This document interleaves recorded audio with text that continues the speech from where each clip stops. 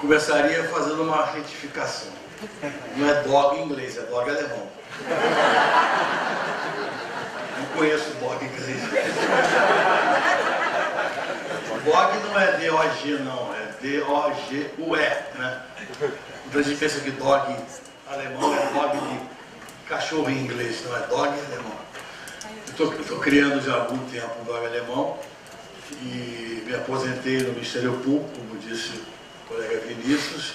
Só fiquei na universidade, na UERJ, lecionando, e por isso ganhei 30 quilos, morando no interior, almoçando, jantando em casa, outro tipo de vida. Me retirei um pouco da vida acadêmica e da atividade do Ministério Público, e um dos motivos pelos quais eu me retirei um pouco foi os 5 anos de exercício na Procuradoria de Justiça lá no Rio de Janeiro. Uma decepção total com a forma pela qual os desembargadores do Estado do Rio de Janeiro julgam os processos. 4, 5 volumes em 10, 15 segundos. E eu queria falar, pelo menos, que fiquei 15 anos no Tribunal do Júri, chego no Procuradoria e ficar calado, não tem sentido. Eu tenho 15 minutos pelo regimento para falar e julgo em 15 segundos. Então houve uma incompatibilidade absoluta. E se não fui preso é por sorte lá no tribunal. É uma vergonha o que acontece. E hoje eu assisto pela televisão julgamentos paulistas, acompanho, não se sabe nem o que está sendo julgado, mantém a decisão. Enfim, eu estou muito decepcionado com a atividade do sistema processual penal, sistema judiciário. Eu acho que hoje metade das sentenças não são feitas pelos juízes, são feitas, pelo menos no Rio de Janeiro. Me refiro ao Rio, não faço nenhuma crítica aqui porque eu não conheço. Mas a metade das sentenças são feitas pelas secretárias dos juízes, né? O juiz julga os processos com número par e a secretária faz a sentença dos processos com número ímpar, né? E por aí vai. E os ministros, os desembargadores leem os votos redigidos pelos seus assessores. Então foi terceirizada a justiça e eu acho que a situação está muito mal a esse respeito. Bom, por isso vamos ficar no nível acadêmico. Eu costumo dizer que não há nenhuma atividade humana em que o conhecimento esteja tão distante da atuação prática, da realidade prática. O que se fala na academia, se discute na academia, na prática do fórum isso não tem nenhuma relevância, os juízes não estão nem aí, e as coisas, há um fosso muito grande entre a produção de conhecimento na universidade e a realidade prática que acontece pela massificação mesmo, né? Não estou culpando ninguém, mas é uma realidade. Bom, vamos falar sobre ação penal. Eu quero dizer que a minha fala vai ser um tanto quanto tradicional. Nós vamos assistir palestras hoje e amanhã aqui, em que colegas professores e membros do Ministério Público vão fazer uma crítica a essa visão sistemática, tradicional que nós temos da teoria geral do processo. Hoje, por força de correntes mais novas do pensamento processual penal, muito com base no garantismo, se discute muito e se tem até obras escritas contra a teoria geral do processo. E é uma questão interessante, gostaria até de debater, mas não temos tempo. Vou conversar com os colegas durante a nossa atividade aqui. Eu sou formado, eu tive a sorte de ter sido assistente numa faculdade particular do Rio de Janeiro, do professor Hélio Tornag, para mim o maior processualista penal em todos os tempos no Brasil.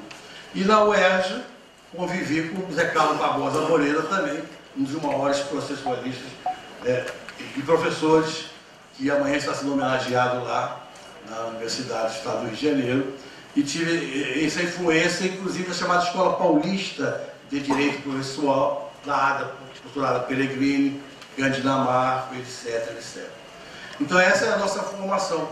O nosso sistema, e eu procuro sempre, a palavra-chave no direito é o sistema E eu vou falar sobre o direito, não vou fazer a crítica ao direito. São coisas diferentes. Uma coisa é o sistema normativo, que tem que ter uma racionalidade. Cabe à doutrina dar racionalidade ao conjunto de normas. Depois, se isso é bom, se não é, se funciona, não funciona, aí a crítica ao direito, que talvez seja mais importante até, mas não é o que eu vou fazer agora. Né? Eu vou começar pelo conceito de ação. Vários conceitos existem, mas a minha preferência é pelo seguinte: ação é um direito subjetivo público, autônomo e abstrato, porém conexo a uma relação de direito material alegada, de manifestar em juízo uma determinada pretensão. Esse seria o conceito de ação, e ação penal é uma espécie do gênero. Ação é o direito subjetivo público, vou explicar depois, autônomo e abstrato, mas, porém, conexo, autônomo, mas conexo a uma relação de direito material alegada pelo autor, direito de manifestar em juízo uma determinada pretensão. E aí uso as categorias de Canelucci, de Liebman. Pretensão, o que é pretensão? O que se manifesta no juízo? O que o autor manifesta? Uma vontade. Qual é a vontade do autor? É que prevaleça o interesse dele em detrimento do interesse do réu. Porque, segundo alega o autor, o interesse dele seria juridicamente protegido por uma norma de direito material. E o que exterioriza a pretensão? Onde se materializa a pretensão? Através do pedido. O que se julga é o pedido, embora o Supremo, todas as quintas e quartas-feiras, julgue a ação, procedente e improcedente. Mas a ação não é julgada. A ação é submetida ao juízo de admissibilidade através das condições para o regular exercício da ação. O que se julga é o pedido, a ação não é julgada. Mas há essa impropriedade terminológica que às vezes confunde somente o estudante de direito. A ação 470 não tem número, a ação. O direito subjetivo não tem número. Já nomearam algum, deu número algum direito subjetivo? Não. O que se tem número é o processo. Não se tranca a ação, nem se tranca processo. Mas tudo bem, quer usar a expressão trancar, você tranca a ação ou o processo? Eu uma vez perguntei aos embargadores no tribunal, via habeas corpus, trancaram a ação. Eu falei, então o processo segue? Não. O senhor trancou a ação, eu não trancou o processo. É a mesma coisa, Eu falei, para com isso. Mesma coisa, ação e processo. Né? Então essa confusão terminológica confunde muito. Processo tem é algo, uma categoria jurídica, tem seu pressuposto de existência, pressuposto de desenvolvimento vago e irregular. Ação é uma outra coisa, então não se pode misturar essas coisas todas. Né? Autos, né, tendem a acabar, né, o processo digitalizado, virtual. Autos são outra coisa, os autos. Enfim, ação é um direito subjetivo público de manifestar em juízo uma determinada pretensão. Por que direito subjetivo? Bom, depende do seu conceito de direito subjetivo. Essa é uma outra questão também. Muitos dizem, a ação não é um direito subjetivo, é um poder jurídico. Sim, mas você está usando a palavra poder jurídico em que sentido? É preciso que nós explicitemos, né, nas nossas obras em que sentido estamos usando as expressões, como é muito próprio da ciência política, da sociologia. Estou usando a palavra burocracia no sentido de Max Weber, a palavra tal no sentido de Gramsci. Nesse sentido, a gente tem que explicitar, porque as palavras têm duplo sentido, né? Vários sentidos. Então, a legislação não é um direito subjetivo. Por quê? Porque o Estado que presta a jurisdição provocada pela ação também tem interesse na prestação jurisdicional. Mas quem disse que no direito subjetivo é necessário que haja interesses opostos? Talvez não. Essa é a discussão. Não? Aí dizem, mas a ação, no caso penal, é regida pelo princípio da obrigatoriedade. Como é que é uma ação obrigatória? Não, então o poder jurídico, está tudo bem, mas o que é poder jurídico? É diferente de direito potestativo? O que é direito potestativo? Então é preciso que essas coisas fiquem claras. Eu distingo o direito do exercício do direito. A ação é um direito subjetivo. O que é direito subjetivo? É a faculdade de exigir em outro uma prestação. Que prestação? Quando eu exerço direito de ação, eu estou cobrando do Estado o que ele prometeu na Constituição, a prestação jurisdicional, na medida que proíbe a autocomposição e a autotutela no direito penal. Então ele promete prestar jurisdição. Então é um direito subjetivo. Mas como é obrigatório? Uma coisa é o direito, outra coisa é o exercício do direito. A lei ordinária, o Código de Processo Penal, numa interpretação sistemática, diz que o Ministério Público, se tratando de ação penal pública, tem o dever de exercitar esse direito. Então uma coisa é o direito, outra coisa é o exercício do direito. Então não é incompatível com o processo penal a ideia de que a ação é um direito subjetivo público, porque a faculdade exigia de outra prestação, que é a prestação jurisdicional. Por que autônomo e abstrato? Porque isso já está tranquilo, o direito de ação existe independentemente da existência do direito material, não é o próprio direito material, nem depende dele. O autor tem o direito de ação, mesmo que ao final o juiz diga que ele não tem a razão, que ele não tem o direito que alegou. Então é autônomo e abstrato. Temos de nos abstrair da ideia de ação qualquer referência ao direito, à existência do direito material alegado. Porém, diz o Lieberman, numa posição mais ou menos eclética, que é um direito conexo a uma relação do direito material alegado, uma relação de meio e fim. Só se exerce a ação para a tutela do direito subjetivo material. O processo, a crítica à instrumentalidade do processo, o processo é um instrumento para a aplicação do direito subjetivo material. Lógico, tutelando outros valores no processo penal democrático, que não é valioso punir ou aplicar a lei material a qualquer preço. A posição garantista extremada diz que a finalidade do processo é a tutela dos direitos fundamentais individuais. Também. Mas quando se criou as regras do processo, se criou regras para que os sujeitos processuais possam atuar a fim de aplicar o direito material no caso concreto. É um instrumento. Se amanhã desaparece o direito penal, por uma hipótese utópica, o direito processual não é revogado. A lei não está revogada, mas não tem mais serventia. Para quem vai existir o processo penal se não tem mais o direito penal? Esse é o caráter instrumental. Só existe o processo penal e o direito processual penal porque existe o direito penal. Se não existe direito penal, o processo não teria utilidade nenhuma. Jogaria na lata do lixo da história. Não é verdade? Então é nesse sentido. Agora, ele é conexo porque é uma relação de meio e fim. Do direito subjetivo material alegado, há uma conexão. Por quê? Essa relação que existe de meio e fim independe do autor ter razão, mas aquele meio tem que ser útil à aplicação daquele direito material alegado. Quando se falar em interesse de agir, vai se falar no interesse de adequação. A ação que está sendo exercida ali, o direito de ação, tem que ser um instrumento hábil, adequado à tutela daquele direito alegado, que pode nem existir. Eu tenho direito de ação, mas não tenho direito material, e por isso meu pedido é julgado improcedente. Então eu diria que a ação é o direito subjetivo público autônomo abstrato e manifestar em juízo uma determinada pretensão, que se exterioriza como pedido. A ação penal visa a aplicação do direito penal, direito material, no caso concreto, seja para a aplicação da sanção penal, seja para a aplicação de uma norma permissiva, não a norma penal incriminadora, seja para, vamos dizer assim, para absolver o réu no processo penal de ação condenatória e ações penais outras que não são condenatórias. Ações penais como habeas corpus, o mandato de segurança contra ato jurisdicional penal, a revisão criminal, a reabilitação criminal, são ações penais não condenatórias. Acho que podemos trazer também para o processo penal a classificação da teoria geral do processo, ações penais condenatórias, ações penais declaratórias. O habeas corpus para declarar a extinção da punibilidade é uma ação penal declaratória.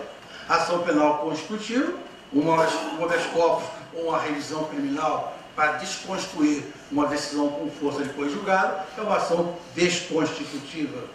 E para alguns, ação mandamental, como Pão de Miranda, o Vídeo Batista da Silva, etc., entendem que há também essa quarta espécie de ação mandamental. E seria o exemplo do habeas corpus em algumas hipóteses, do mandado de segurança em algumas hipóteses. Muito bem. Vamos ficar aqui com a ação penal. Basicamente, a ação penal condenatória pode ser pública ou privada, dependendo da legitimação ativa. O Lieberman diz, e isso está incorporado no direito positivo brasileiro,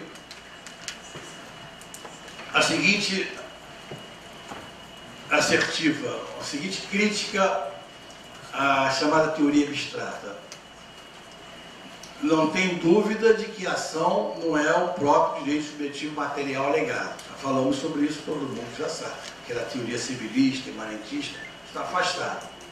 Nem é o direito a uma sentença favorável, teoria concreta. Você pode ter a sentença desfavorável e ter o direito de ação, não tem dúvida. E o Lieberman diz, mas a teoria abstrata é abstrata demais.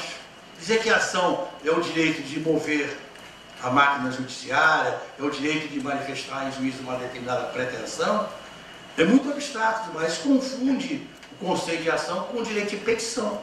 Está na Constituição também. O livro diz, é preciso que a gente examine no caso concreto se aquele autor, tendo visto o que ele alegou, ele tinha aquele direito de ação.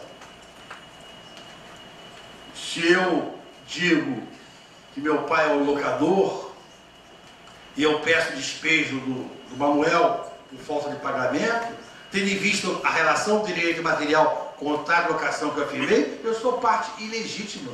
Eu estou postulando em nome próprio o direito do meu pai. Ele que é legítimo para essa ação de despejo. Se eu narro uma calúnia no processo penal e peço condenação, eu, Ministério Público, eu sou parte ilegítimo, porque a ação é de iniciativa privada, está expresso no direito positivo. E o Lieberman diz, então temos que examinar o que o autor alega, em tese, para verificar se ele preenche as condições para exigir do juiz uma decisão de mérito, procedente ou improcedência. Porque senão se verifica prima facie que ele não tem aquela ação que está sendo exercida. E daí vem as chamadas condições da ação. O professor Hélio Tornag fez não só ele, mas principalmente ele, um reparo à posição do Lieberman no seguinte sentido. As condições da ação existem, né? Estão até incorporadas lá no 267 do Código de Processo Civil, e no Código de Processo Penal também, hoje, o artigo 395, já estava, de certa maneira, no artigo 43 antigo, quando faltar, não será rejeitado quando faltar uma condição exigida pela lei para o exercício da ação penal, já estava lá, condição para o exercício da ação penal. Então, ninguém pode discutir essas condições da ação. Mas o Tornag diz, as condições da ação não são condições para a existência do direito de ação, como diz o Lieberman, mas para o regular exercício do direito de ação. Mesmo a parte legítima, mesmo a parte ilegítima, exerceu o direito de ação. Existe ação de despejo, existe ação penal. Só que eu não sou parte legítima, o juiz vai logo extinguir o processo sem julgamento de mérito, porque não adianta colher provas, depoimentos, se já se sabe que não vai poder julgar o mérito, porque o pedido é juridicamente possível, a parte é ilegítima, etc, etc. Então, hoje se fala as condições para o regular exercício do direito de ação. Mas mesmo na hipótese patológica de faltar uma dessas condições, ação há, processo há, jurisdição há, etc, etc. Então, nós temos as chamadas condições para o regular exercício do direito de ação. Muito bem. Vamos rapidinho falar, meio passando das tradicionais, para enfrentar duas outras. Eu até hoje vou fugir um pouco do nome da justa causa, mas, enfim, a justa causa e uma quinta condição que eu coloco, que é a originalidade. Muito bem. Primeira condição da ação, ação penal, ação civil, ação trabalhista, é a legitimação das partes. Quem é parte legítima? Em princípio, em regra, as partes da relação processual do processo são as mesmas partes da relação de direito material alegada pelo autor. É a pertinência subjetiva da lide, né? Usar e dizer ali. Em princípio, as partes da relação de direito material devem ser as partes do processo.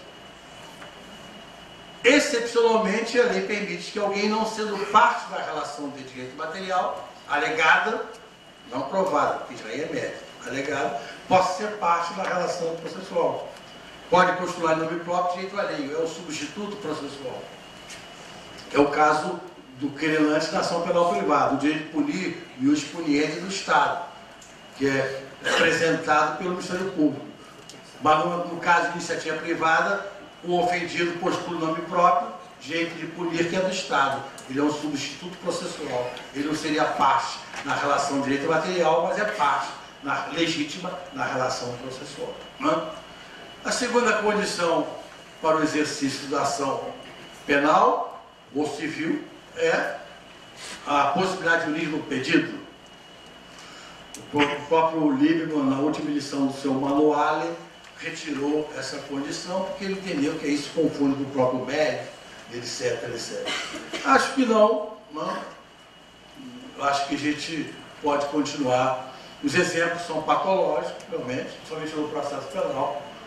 Você pedir a pena de morte em face do latrocínio é um pedido juridicamente impossível.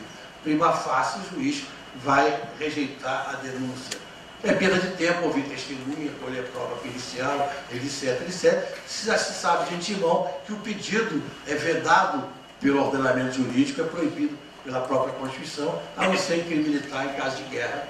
Fora disso não se tem pena de morte ou a pena de açoite, etc. Então, é um pedido para o exercício regular da ação penal tem que ser um pedido, em tese, juridicamente aceitável pelo ordenamento jurídico. Não há grandes indagações. A outra condição para o exercício da ação penal seria o interesse de agir. Né? Primeiro se trabalhou com a ideia de necessidade e utilidade, e hoje também se acrescenta a questão da adequação. O processo tem que ser necessário, pelo menos útil ao autor. Senão, é um mero espírito de emulação, está provocando a máquina judiciária sem necessidade. Se extingue o processo sem julgamento de mérito.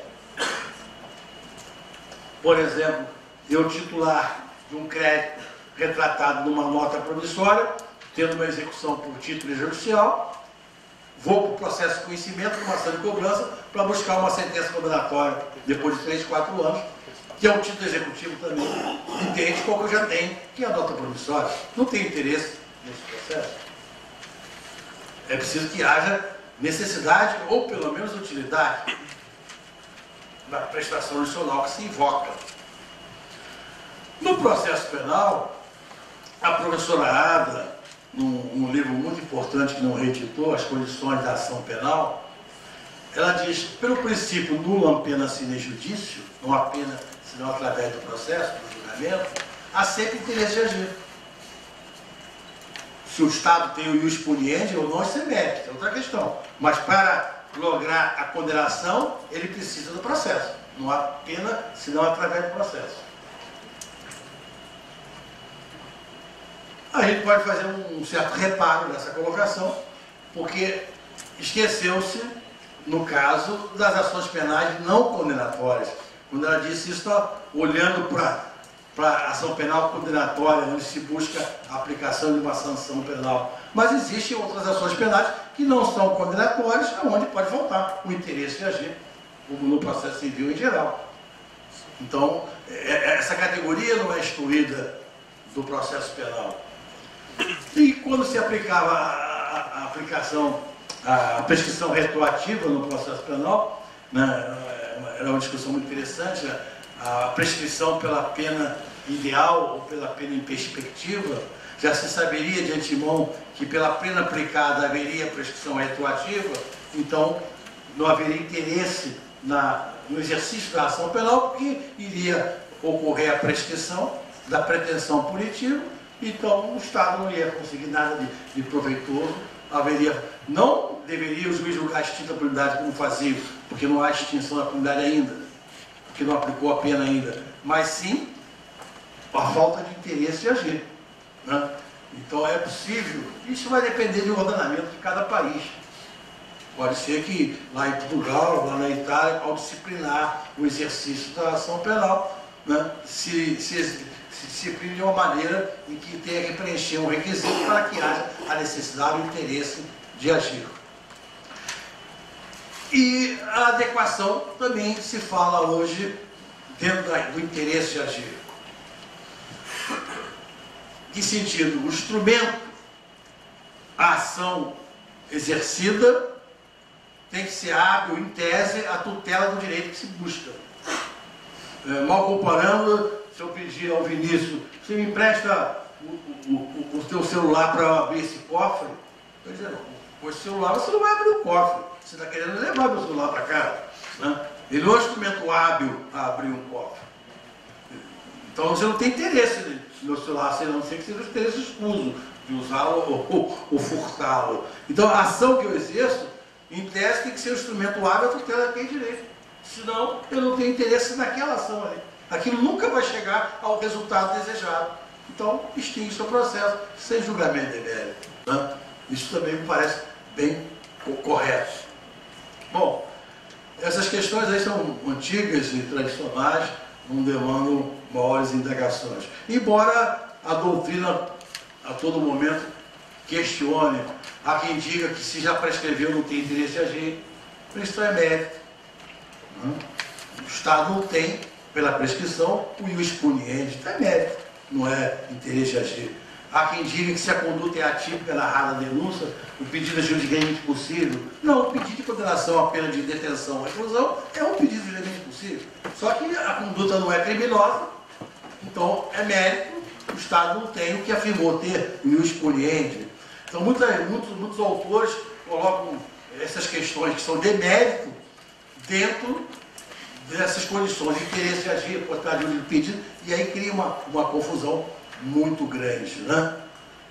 Recentemente eu vi numa quinta-feira na TV Justiça o Supremo discutindo, no caso de entendendo que era atípica a conduta do ex-governador do Rio de Janeiro, o Garotinho, né? Numa ação penal privada, uma queixa. Então os ministros estavam rejeitando a queixa porque a conduta seria atípica, narrada. Não haveria o dolo específico, enfim, aquelas questões. Então ficou uma discussão, onde eu rejeito o base no 395, o inciso 1. Eu disse, não, eu acho que isso aí vamos absolver, já é mérito, né? E ficou essa discussão, como se a mesma coisa, né? Se você rejeita dizendo que a conduta é típica, na verdade está julgando o mérito, faz conjugada material, né? E um outro ministro, que ontem perdeu uma batalha, disse, não, eu discordo, não é caso de rejeitar por ser atípica, nem é caso de absolver. Eu prefiro julgar improcedente a ação. Eu não estou entendendo nada. Só não é julgar primeiro. Depois, julgar improcedente o pedido é absolver, né? O pedido de condenação. Então fica uma complicação, né? Eu examinei alguns concursos do Ministério Público e hoje eu fico até com certo remorso, como eu fui severo com alguns candidatos, né? Eu vendo a falta de técnica, né? Porque o pessoal não gosta do processo, né? Acho que o processo não é importante. O processo da racionalidade, o julgamento. Se a gente não quer trabalhar com... Não é que esteja... Você tem que ter um sistema lógico. O pessoal hoje do garantismo, não é que eu esteja errado, é que está operando com outras premissas em outro sistema. É outra questão. Né? Se você é causalista no direito penal, não tem dolo, exclui a culpabilidade. Se você é finalista, não tem dolo, a conduta é atípica. Está errado, está errado. Não, depende de como você opera o seu sistema. O Ovídio Batista da Silva do Rio Grande do Sul, ele tem um sistema do processo civil totalmente diferente da Escola Paulista do Livro. Ele parece que é concretista. É outro sistema. Certo ou errado? Não, depende. Vamos saber. Vamos ver se tem que vir as premissas e verificar se as premissas são corretas Porque a conclusão é lógica. O problema, às vezes, é de premissas. Né? Muito bem. Então, antes da crítica suprema, você está falando de quê?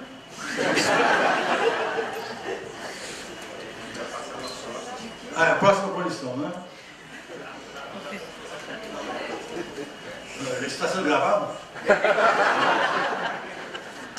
Estou aposentado, não tem mais que bater de função, né? Não tem mais nada. Vou entrar com a exceção da verdade. Muito bem. Mas a outra condição para o exercício da ação penal, eu hoje estou querendo fugir dessa palavra justa causa. Porque criou tanta polêmica essa expressão, está lá no habeas corpus, agora está no 395 do Código de Processo Penal. Parece que não é uma condição para o exercício da ação, porque as condições para o exercício da ação estão no inciso 2, se não me engano, a justa causa está no outro inciso. O legislador é uma imperfeição e a gente tem que resolver, cabe a doutrina resolver esses problemas. Né? Eles fazem de qualquer maneira e a gente tem que dar uma racionalidade, interpretar, princípio da consunção, especialidade, arrumar um jeito de dar organicidade a esse sistema de normas. Né? Esse assistema que a gente tem que transformar em sistema. E a professora Maria Tereza, hoje ministra do Superior Tribunal de Justiça, tem a tese dela Justa Causa, que ela chega à conclusão que a justa causa, falta justa causa quando faltar qualquer condição para o exercício da ação. Ela usa essa causa no sentido mais amplo. E num simpósio que nós participamos lá na Escola de Magistratura do Rio de Janeiro, na mesa, e nós conversamos, e até conversando, e ela disse, não, justa causa é gênero. Eu falei, na época a professora só não era ministra, mas se fosse ministra também falava do mesmo jeito, falei a mesma coisa. E aí eu perguntei, mas você acha que pode haver acusação penal sem prova? Não, tem que ter prova. Então, estamos de acordo. A questão de nome, então, suporte probatório mínimo, existência de prova mínima, como quiser chamar. Um chama isso de justa causa, então, se não quiser chamar de justa causa, não chama. Mas o problema é o seguinte, não pode haver acusação penal sem que aquilo que o autor da ação, MP, ação penal pública, querelante, ação penal privada, tenha dito na sua denúncia da queixa. O que está imputado ao acusado, na denúncia ou queixa, tem que ter respaldo mínimo na prova do inquérito, ou pelo menos das peças de informação. Não se admite acusação leviana, acusação temerária. Como diz Tourinho Filho, o simples fato de ser réu já, pelo estrépito fora e pela publicidade do processo, já é um dano, se não irreparável, de difícil reparação. Então tem que ser, num Estado democrático de direito, não se pode permitir acusações levianas.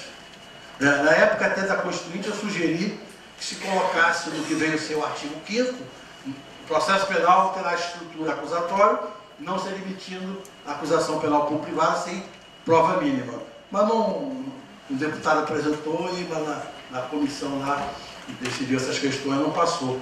Mas se depreende do sistema processual penal que não se pode ter acusação sem prova mínima. E o que é que se destina a dar lastro probatório mínimo? Tanto é que quando o Código de Processo Penal dispensa o inquérito, coloca no lugar do inquérito as chamadas peças de informação. Não há possibilidade de acusação só com a denúncia, ou só a queixa e mais a procuração do querelante, ou querelante, julgado querelante. Não, é preciso ter prova mínima, lastro probatório mínimo. Então, essa condição que só existe para ação penal pública, ou para ação penal condenatória, público ou privado. No processo civil talvez possa se colocar no mandado de segurança que se exige prova pré-constituída, direito líquido e certo. Mas depende da legislação de cada país, né, que se exige prova ou não exige prova. Muito bem. Agora, a prova mínima de quê? Quem já admite, e quase todo mundo admite, embora não com o nome de justa causa, a prova mínima de autoria e materialidade. Havendo prova mínima da autoria e materialidade, pelo princípio da obrigatoriedade, o Ministério Público tem que oferecer denúncia. Bom, eu sou adepto do princípio da obrigatoriedade, inclusive um dos meus livrinhos aí é sobre o princípio da obrigatoriedade, e acho que ele agora foi mitigado, foi excepcionado na lei que trata das organizações criminosas. Eu não vi nenhum autor ressaltar isso, mas há um dispositivo, não me lembro se é o artigo 3º ou 4º, que diz que o Ministério Público poderá deixar de oferecer denúncia, no caso de delação premiada, desde que o investigado que faz a delação não seja o chefe da organização e seja primário, se não me engano. 2 requisitos. E aí o Ministério Público pode deixar de oferecer a denúncia, mesmo presentes condições para o regular exercício da ação. Aí tem o princípio da oportunidade, agora claro, no direito brasileiro, que eu acho que é um desserviço. Eu acho que o princípio da obrigatoriedade é democrático na medida em que não dá a nós, promotores, né, ao seu alvedrio, ao seu talante, a possibilidade de denunciar ou não quem ele quer. Isso expõe muito o Ministério Público, né, a suspeitas, a críticas, etc. O princípio da obrigatoriedade é uma proteção para nós. Presentes condições para exercitação, temos que oferecer denúncia. Denunciamos não porque não gostamos ou gostamos de ninguém, é porque a lei exige esse comportamento. Né? Bom, essa é uma outra discussão longa também, interessante, mas o fato é que, salvo essa exceção que eu me refiro, a gente sempre teve o princípio da obrigatoriedade. Inclusive, no juizado especial criminal, estou abrindo um parênteses aí, me desculpe, perco um pouco da sistemática, através da transação penal, me parece que não há aí o princípio da oportunidade regulada, mitigada, não. Por quê? Nesse parênteses que eu estou abrindo.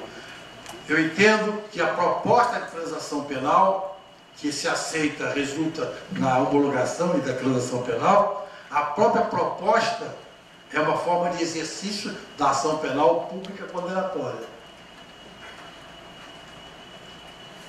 Na prática, isso não existe.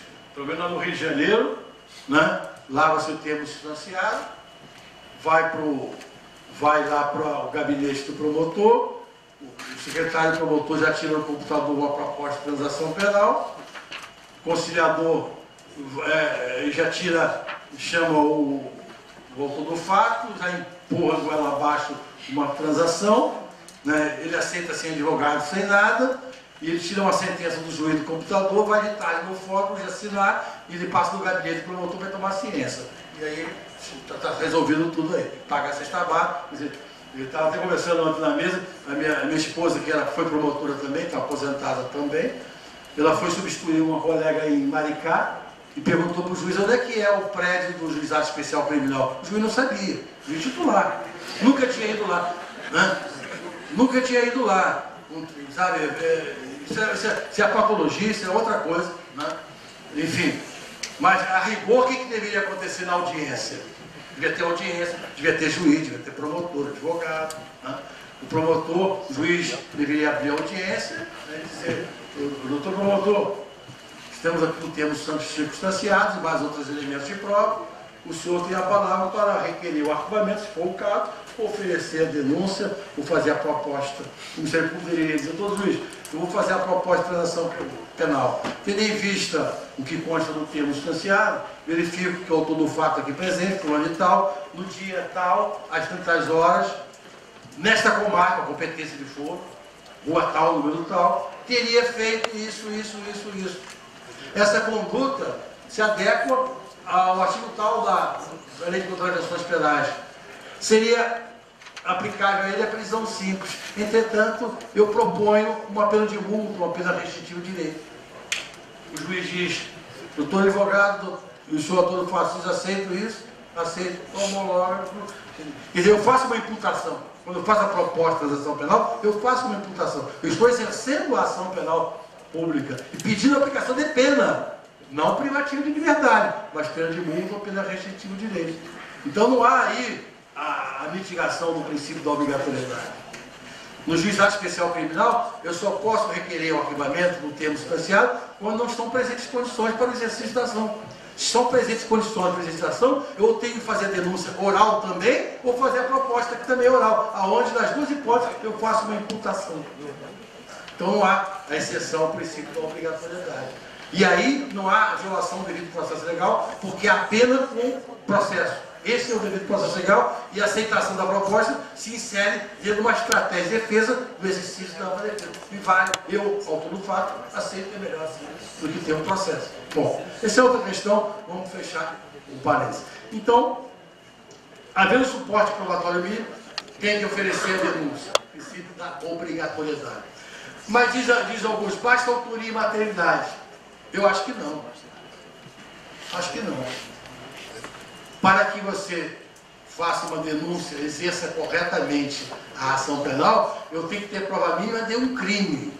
Porque o artigo 41 exige que a denúncia ou a queixa conterá a exposição de um crime, de uma infração penal, de um crime, pode ser contravenção, mas é juizado, né? Com todas as suas circunstâncias. Nome e classificação do delito, esse rol de testemunhas quando necessário, está lá no artigo 41. Então tem que botar um crime. Crime é tipicidade, ilicitude e culpabilidade.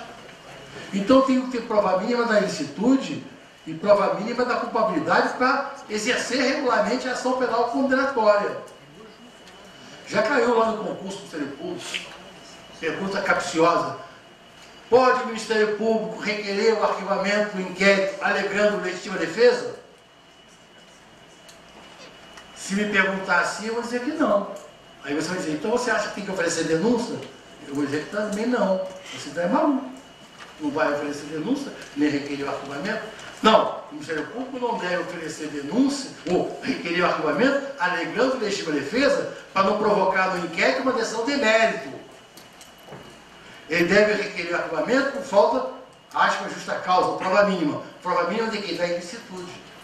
Não estou dizendo que houve legítima defesa. Eu estou dizendo que não tenho prova para dizer que a conduta é ilícita. Narrar uma conduta ilícita na denúncia. Para não provocar uma decisão de mérito. Se bem que o nosso Supremo Tribunal Federal, em algumas hipóteses, que o arquivamento faz pelo julgado. O que é um absurdo assim. O inquérito não tem ação, não tem processo, não tem jurisdição. Como é que no procedimento administrativo, uma decisão do juiz que homologa ou defere o arquivamento faz coisa julgada? Como é que pode isso? Coisa julgada no procedimento administrativo? Não tem ação, não tem processo, não tem jurisdição. Diz que faz coisa julgada. Isso viola, isso basta um mesinho da teoria geral do processo. Né? Então, eu tenho que... A mesma coisa na prescrição. Isso é comum os colegas requererem o arquivamento do inquérito, porque já prescreveu pela pena abstrata. Ou melhor, requerer a extinção da punibilidade. Não deve requerer a extinção, o juiz não deve julgar a extinção da punibilidade no inquérito policial, porque é julgamento de mérito. Deve requerer o arquivamento, porque está extinta a punibilidade. O objeto da decisão é o arquivamento. O pedido de arquivamento, o requerimento de arquivamento. A prescrição é causa de pedido, é causa de decisão. Principalmente para não fazer coisa julgada. Amanhã, se verificar de prova nova que o crime tem uma pena maior, que é qualificado, etc., você pode até desarquivar diante de prova nova. Então não cabe julgar no inquérito policial. Então, no caso que eu estou tratando, eu não posso requerer, não devo requerer o arquivamento alegando de defesa, para não provocar o decisão. Realmente o indiciado agiu de defesa. Vai estar dissolvendo o inquérito? Não. Eu requeiro arquivamento, eu não tenho prova mínima da ilicitude. Eu tenho que imputar um crime. E o crime tem uma conduta ilícita. Então, falta justa causa, eu requeiro o arquivamento. Não provocar decisão de mérito. Por exemplo, um exemplo bem forte para não ter dúvida. Eu pego um inquérito, quando faltar 15 minutos, você me avisa, o Vinícius. Já está voltando?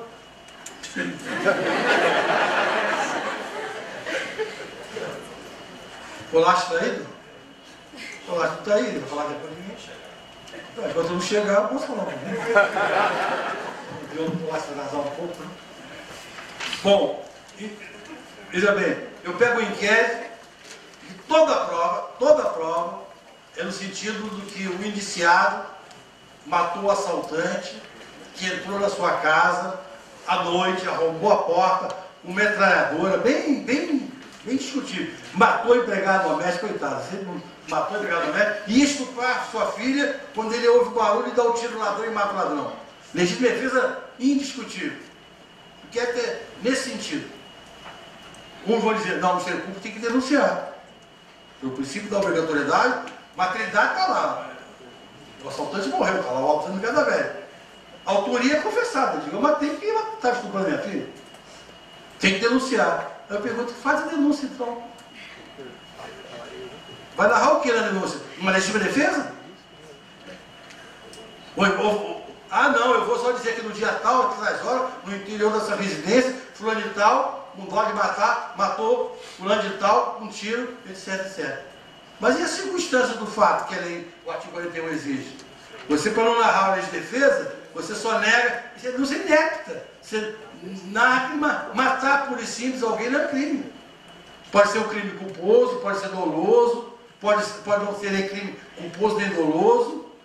Então eu tenho que escrever o crime com todas as circunstâncias. Então eu invento, eu digo que ele matou depois de amarrar o ladrão no fundo do quintal, mas aí falta justa causa, prova mínima daquilo que está narrado ali. Então você tem que requerer um arquivamento. Mas não dizendo, doutor juiz, requer arquivamento porque o indiciado estava em legítima defesa. Não, porque não tem prova mínima da ilicitude, justa causa. O juiz arquiva porque o Ministério Público não tem realmente como imputar um crime, uma conduta ilícita. Agora, nessa mesma hipótese, se eu tiver um depoimento de uma testemunha, que eu, promotor, não estou acreditando muito nela, mas tenho, dizendo, não foi assim. Ele realmente rendeu o ladrão, amarrou o ladrão, tinha matado lá a empregada, ia estuprar sua filha, mas ele amarrou, levou para o fundo do quintal e deu um tiro nele. Eu já tenho, pelo princípio da obrigatoriedade, fazer essa denúncia. Já tenho prova mínima de uma conduta. Tudo bem, homicídio privilegiado, tudo bem, mas já tenho prova mínima de um homicídio, de uma conduta ilícita, mesmo que eu não esteja acreditando na testemunha. Depois eu até peço absolvição sumária, isso é outra questão, lá no mérito, mas eu já tenho que oferecer denúncia. Eu acho que não cabe ao promotor dizer, eu tenho 3 testemunhas dizendo A e 3 testemunhas dizendo B. Eu fico com as testemunhas dizendo B e requer o arquivamento. Aí está julgando, valorando a prova conflitante. Não pode. Nem pode o juiz rejeitar a denúncia, dizer, não, aí está rejeitando o mérito. O promotor denunciou com base em 3 testemunhas, mas tem 3 ou 4 outras dizendo o contrário, e o juiz rejeita a denúncia. Ele está julgando o mérito, não cabe ainda julgar o mérito. Perceberam? Então, basta a prova mínima da ilicitude, mas tem que ter prova mínima da ilicitude, ou da culpabilidade. A conduta tem que ser reprovável pelas circunstâncias que você narra, uma conduta é censurável. Muito bem. Vamos para a quinta condição para o exercício regular da ação penal, a originalidade. Aí eu acho que estou sendo original mesmo. Deixa eu assumir a autoria da bobagem. A doutrina diz, o que é originalidade? Original. A denúncia ou a queixa tem que ser primeira e única. Tem que ser original. Não pode ser uma repetição de uma outra ação que está pendendo, de dispendência, ou de uma outra que já foi julgada, coisa julgada. Quer dizer, originalidade, não dispendência, não coisa julgada. A doutrina tradicional diz que não, isto aí é um pressuposto processual de validade. Negativo. Pressuposto processual. Vamos raciocinar, porque a gente às vezes vai repetindo. Pressuposto processual. Bom, há uma questão, eu digo que o processo não é uma relação jurídica, mas ele cria uma relação jurídica, vinculando sujeitos que atuam nele, que a discussão do processo é uma relação jurídica, um contrato, uma situação jurídica.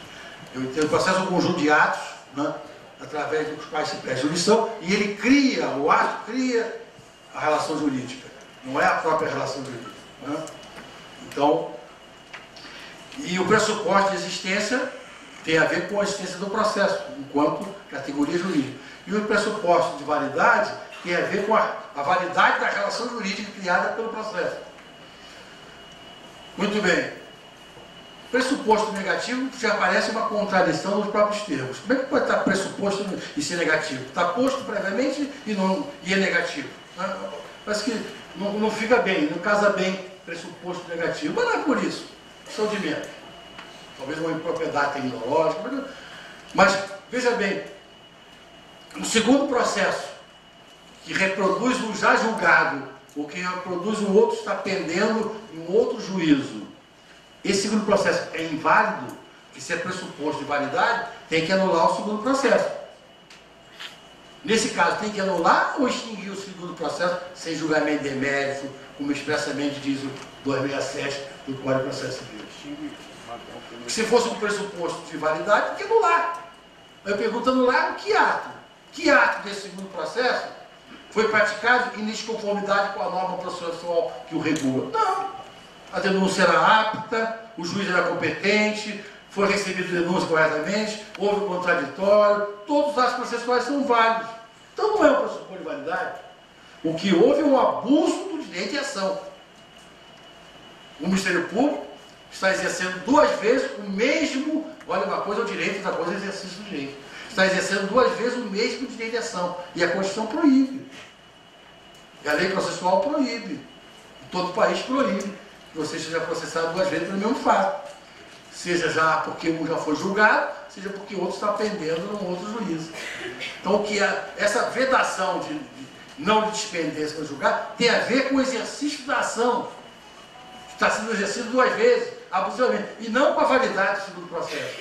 Então, a ação, para ser bem exercida tem que ser original, primeira e única.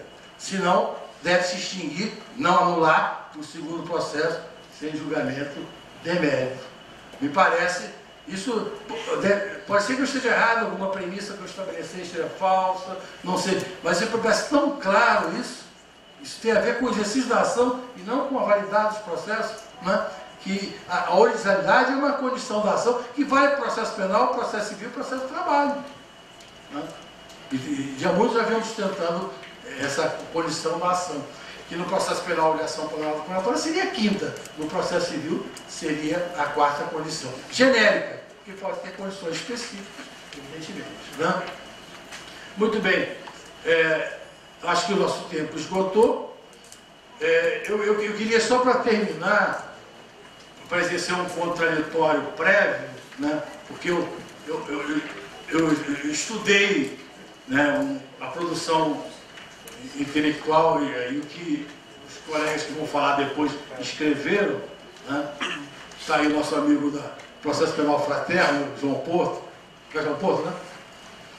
E outros mais, o Alexandre Moraes da Rosa e tal. Então, vai haver uma crítica muito grande, e eu não vou ter a réplica, o contraditório, à teoria geral do processo.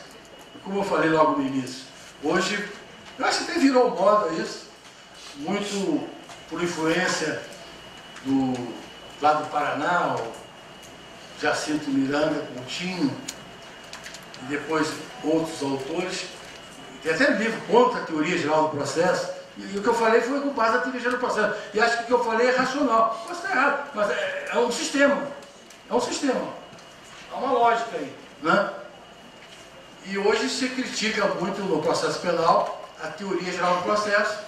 E até perguntei para o Emílio outro dia, o Geraldo Prado, lá do Rio de Janeiro, nosso amigo, foi até meu aluno, e até acabei de ler um livro muito interessante do Rubens Casara, Teoria Geral do Processo Penal, onde ele é um garantista também fundamentalista, ferrenho, e critica a teoria geral do processo, etc. Né? Mas acaba falando nas condições da ação, acaba falando em coisa julgada, não dá para fugir disso. Se a gente tirar a teoria geral do processo penal, vai virar meramente ritual, procedimento. Vou voltar atrás ao procedimentalista penal e o processo penal, que é mera prática do fórum, como um adendo ao direito penal. Porque a teoria do processo é aquilo que dá a contextura, é o filé mignon. Você tira da filé mignon, fica só ossatura. Né? Mas enfim.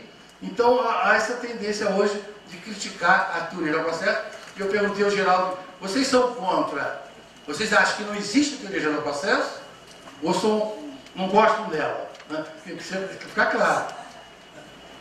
Que ela existe, eu acho que ninguém pode discutir. O ato processual é um ato jurídico. É espécie do gênero. Direito processual, o processual, processo penal. O penal é adjetivo, o processo é um substantivo. Processo civil. Como é que você vai fazer a chave? Direito processual, penal e civil. Você vai fazer direito penal direito penal estricto sensu e processo penal? Onde é que você vai botar se o processo penal não for espécie por gênero, onde é que você vai classificar o processo penal?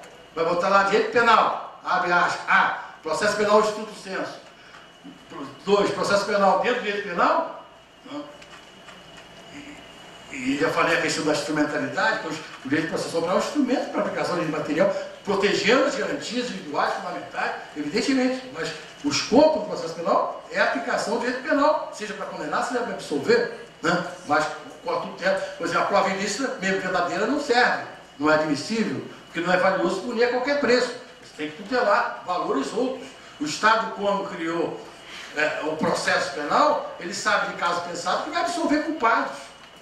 E todo dia você absolve culpado, mas não quer correr idêntico disso, do pior de absolver, de condenar inocentes. Então a gente sabe que vai absolver culpados, mas é um risco, é um ônus da democracia.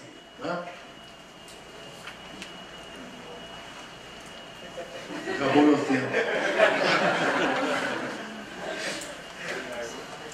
Bom, mas então eu estou fazendo uma defesa prévia, né, a respeito e essa questão da teoria geral do processo, me parece que, sabe, a questão que ela existe. A sentença, a citação, a intimação, né, a ação, o processo são categorias comuns. Lógico que tem especificidade. A ação penal tem o princípio há um autor que diz, não, a ação penal não pode ser um direito subjetivo, porque ali é obrigatório. Até me referi isso antes. Mas eu diria, e a ação penal privada? A ação penal privada não é um direito subjetivo público, porque não é obrigatório, é facultativo, é princípio da oportunidade.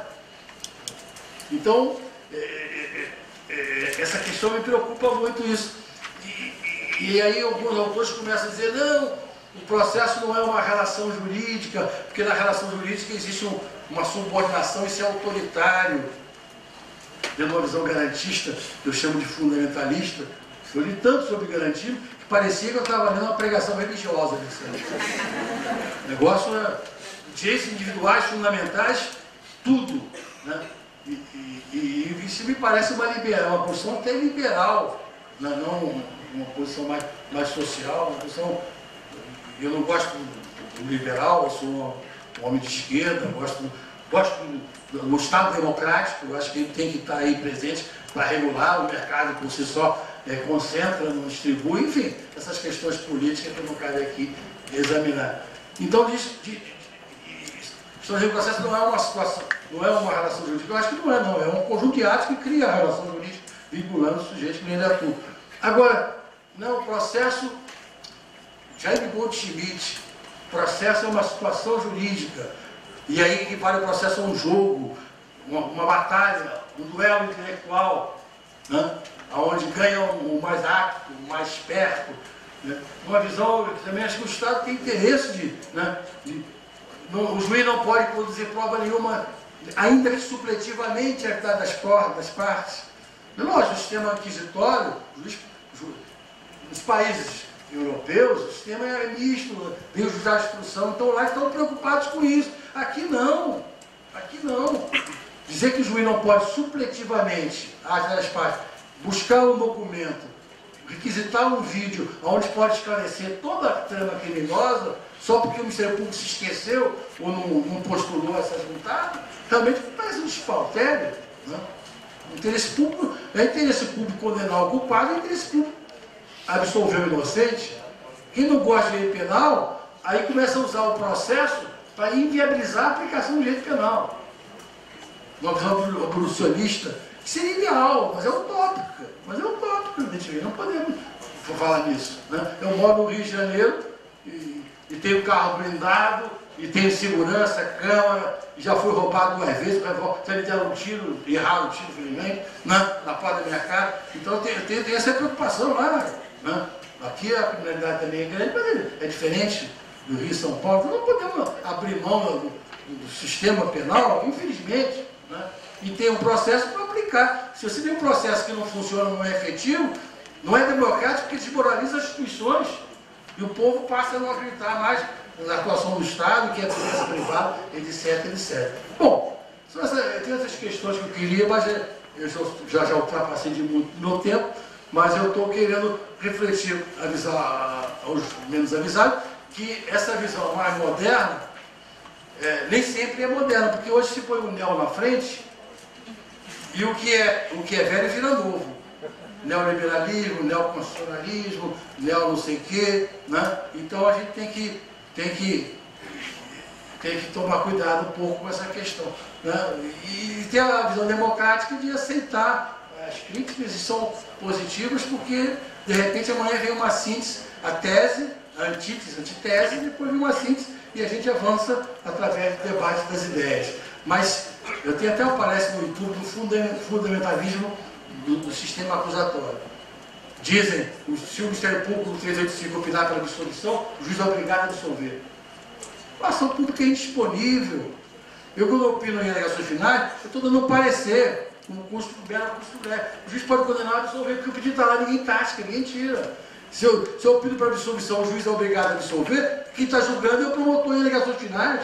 O juiz é obrigado, estou mandando ao juiz. Né? Quer dizer, é o radicalismo do sistema acusatório que a gente tem que questionar isso. Gente, tomei o tempo de vocês, a palestra ficou um pouco desalinhavada, porque eu tinha que falar muita coisa em pouco tempo, mas o pessoal parece que prestou atenção e eu agradeço essa atenção de vocês. Muito obrigado.